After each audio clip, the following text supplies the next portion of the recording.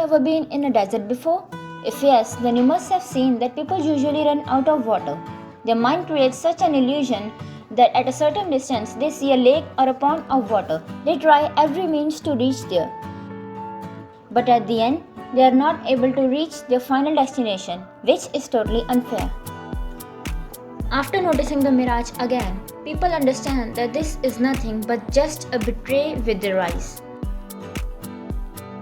Is this a magic or what? Here arises a big question mark. This is nothing but a mirage, which occurs due to the phenomenon of total internal reflection. What do you mean by total internal reflection? When light travels from an optically denser medium to a rarer medium at the interface, it is partly reflected back into the same medium and partly refracted to the second medium. This reflection is called internal reflection. Now let us understand this phenomena with the help of a diagram. This is the denser medium and the rest is the rarer medium. Now according to Snell's law, the angle of refraction increases with the increase in the angle of incidence. The ray AB2 and AB3 originating from point A undergoes partial refraction and partial reflection.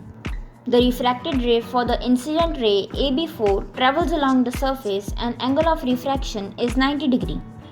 When a ray of light travels from the denser medium to rarer medium, the angle of incidence for which the angle of refraction is 90 degree is known as critical angle. When angle of incidence exceeds the critical angle, the ray is totally internally reflected.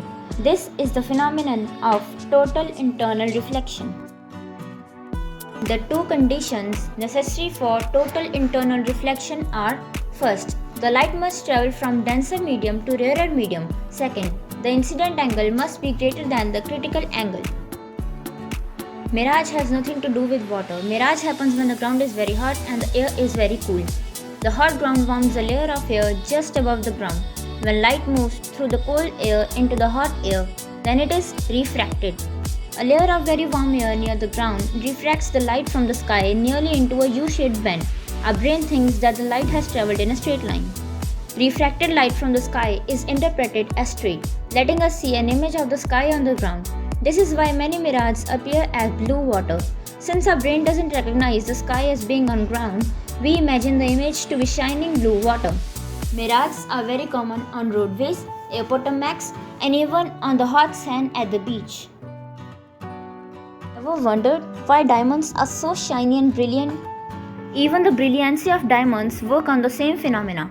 Diamonds get their brilliancy from three things. Reflection is the light that hits the diamond and is immediately bounced back up, giving it an instantaneous shine.